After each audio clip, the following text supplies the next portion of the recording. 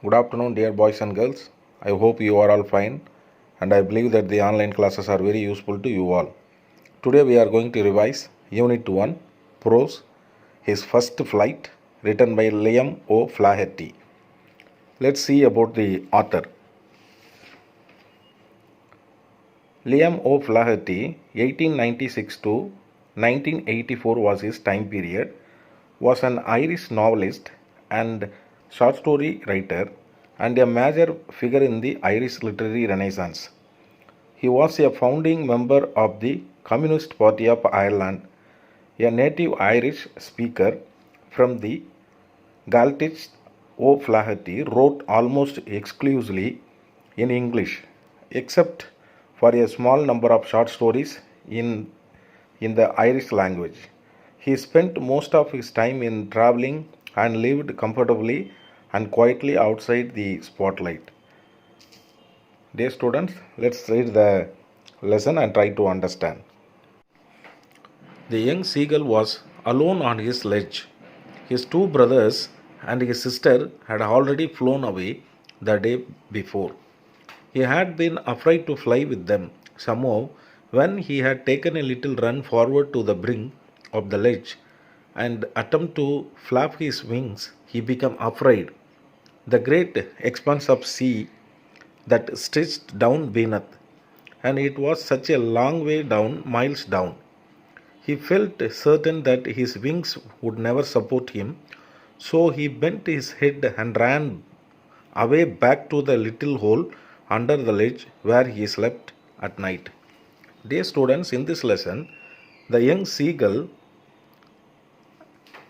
is afraid to fly. His two brothers and his sister had already flown away the day before. But the young seagull, he felt that his wings would never support him, so it was there only, all alone in the ledge, in the first para. Even when each of his brothers and his little sister, whose wings were far shorter than his own, ran to the brink, flapped their wings and flew away.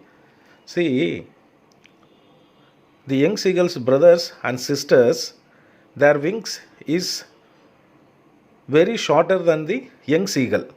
So though they have a very short wings, but they flew away.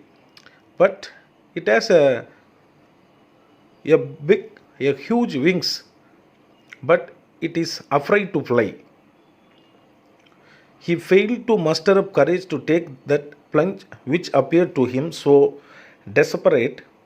His father and mother had come around calling to him shrilly, scolding him, threatening to let him starve on his ledge unless he flew away, but for the life of him he could not move.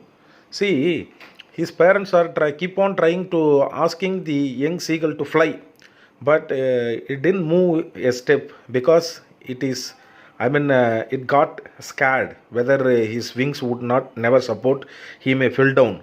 So for that reason it didn't move anywhere. So the parents are scolding and threatening, if you flew away you will get food, otherwise if you did not fly you will be there only and you will starve for hunger. So that's how they are getting angry.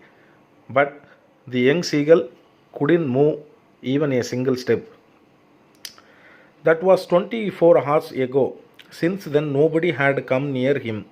The day before, all day long, he had watched his parents flying about with his brothers and sister.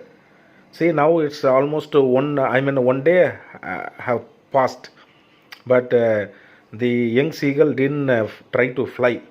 But the other side, the brothers and sister of the young seagull and the parents also flying about with his brothers and sister, perfecting them in the art of flying.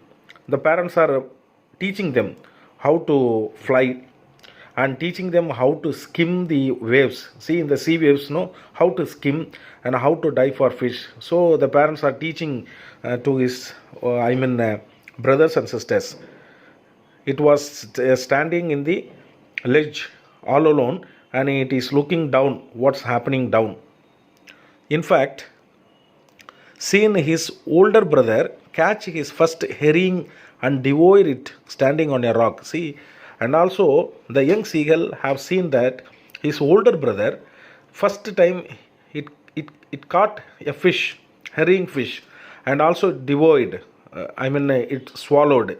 So standing on a rock, while his parents circled around, raised a proud cackle. So, and all the morning, the whole family had walked about on the big plateau midway down the opposite cliff, laughing at his cowardice.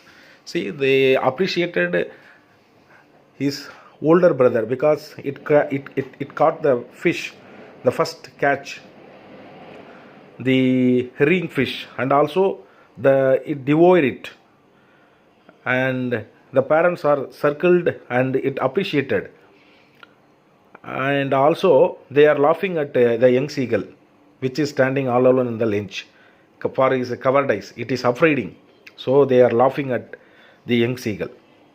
At the same time, they appreciated his older brother. The sun was now ascending the sky, blazing warmly on his ledge that faced the south. He felt the heat because he had not eaten since the previous nightfall. The whole night it didn't eat anything, so the sun rays also started shown on the ledge, so it felt heat. Then he had found a dried piece of mackerel's tail, dried piece of mackerel's tail, that's a kind of fish, at the far end of his ledge. Now there was not a single scrap of food left. He had searched every inch. The young seagull became hungry, so it started searching food in his ledge, but there was nothing. Inch by inch, it checked, it searched for food, rooting among the rough dirt, cake, straw nest where he and his brothers and sisters had been hatched. See, when their parents made a nest, that is a dirt caked straw nest.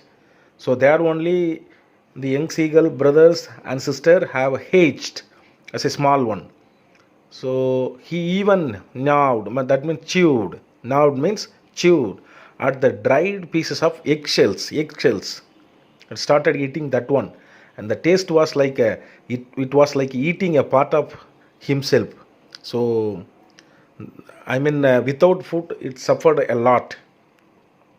He then trotted. Trotted means walking slowly. Taking every steps very slowly.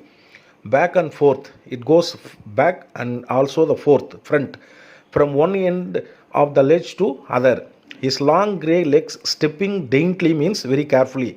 Trying to find some means of reaching his parents without having to fly. The young seagull is searching. Instead of flying, it is searching for the pathway. It wanted to reach their parents without flying, by walk only. Some means of his parents without him have to fly.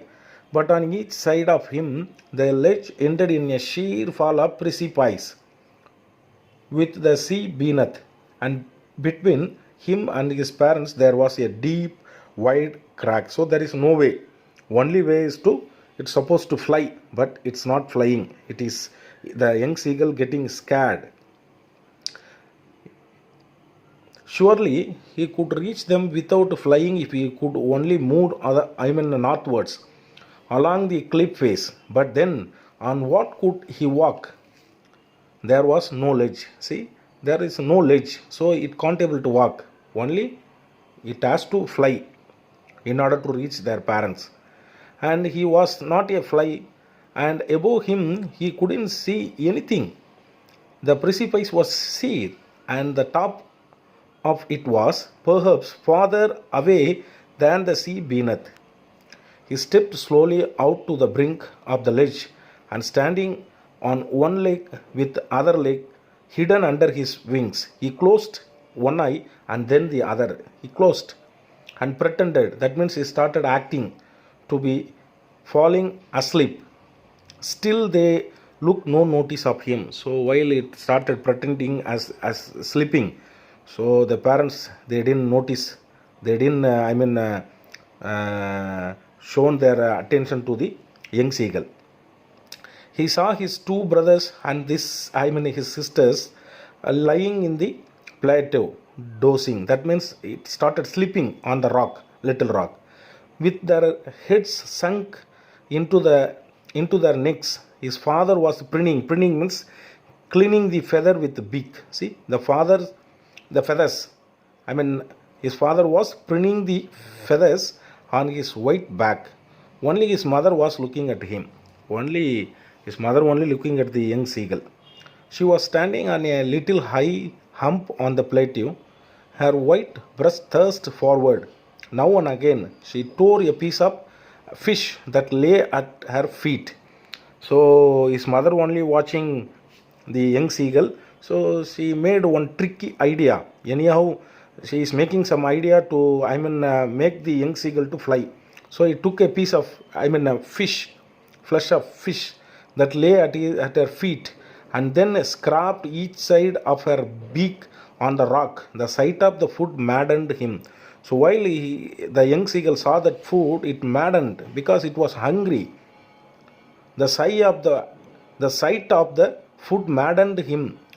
It almost got mad. How he loved to tear food that way, scraping his beak now and again to wet it. That means it makes its beak sharp. He uttered a low cackle. His mother cackled too and looked at him. So when his mother took a piece of fish and his mother was sharpening his a beak, wet means a sharpening. So the same how the young seagull also wanted to do, and also it want to eat the flesh. So it made some cackle, some noise at his mother, and the mother also made the noise. Ga ga ga, he cried, begging her bring him over some food. The young seagull started begging like ga ga ga, bring some food. And also the mother also mocking, ga oh ah. She screamed back mockingly. She also, the mother bird also started screaming, mockingly at the young seagull. But he kept calling plaintively, that means sadly calling.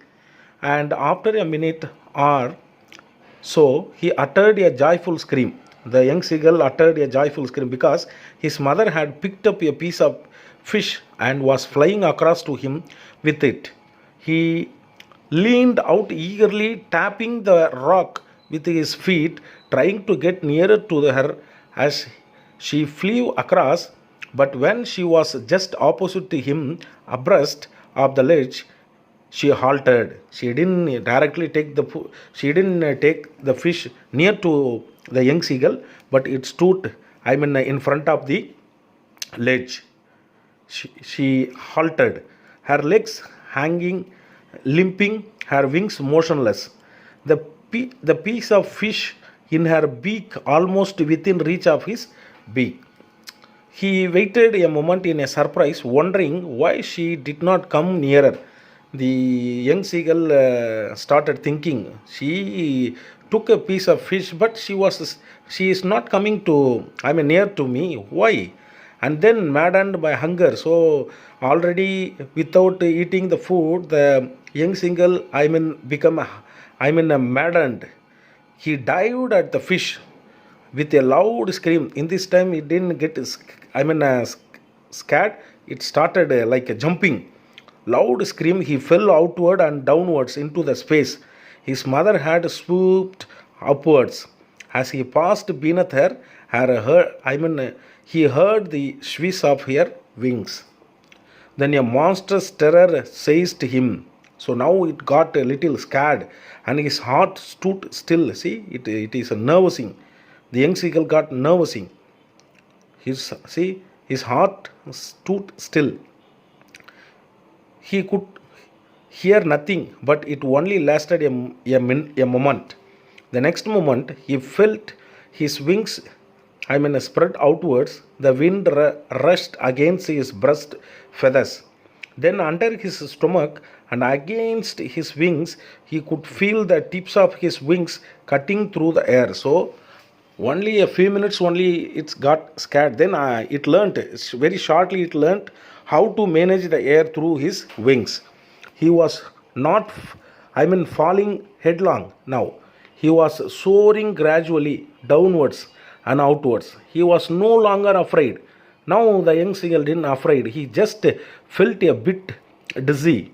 Then he flapped his wings once and he soared upwards. So now the young seagull learnt how to fly upward and also downward. He uttered a joyous scream. Now he is making some joyful sounds and flapped them again. He soared higher. It flied higher and higher. He raised his breast and banged against the wind. Ga ga ga ga ga golo.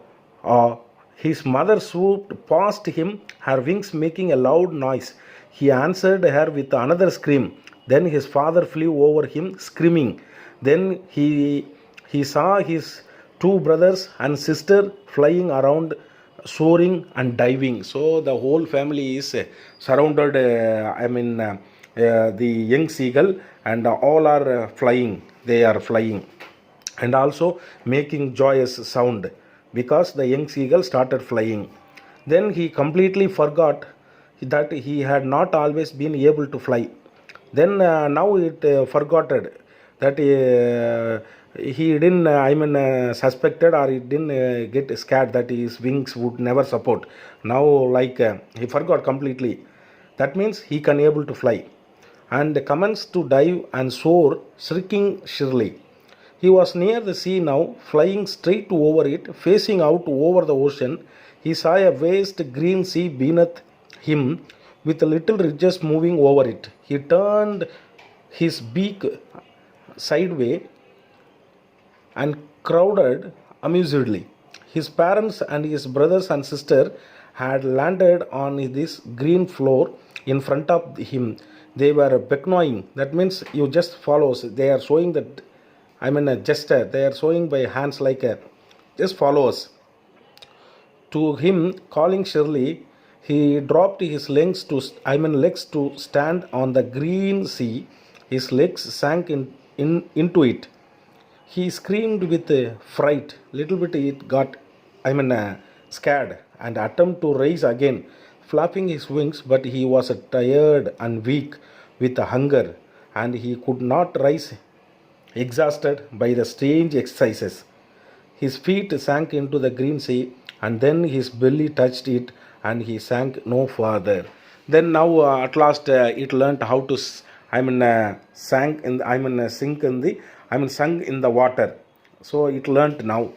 He was floating. Now it's floating, not going inside the water. It learnt how to float in the water. That art also. So now it learnt that the art of flying, and also the same thing how to float in the water. Now and around him his family was screaming, praising him, and their beaks were offering him scraps of dogfish. He had made his first flight. So the parents surrounded at the young seagull, and they gave him they appreciated and they praised the young seagull and gave some delicious fish.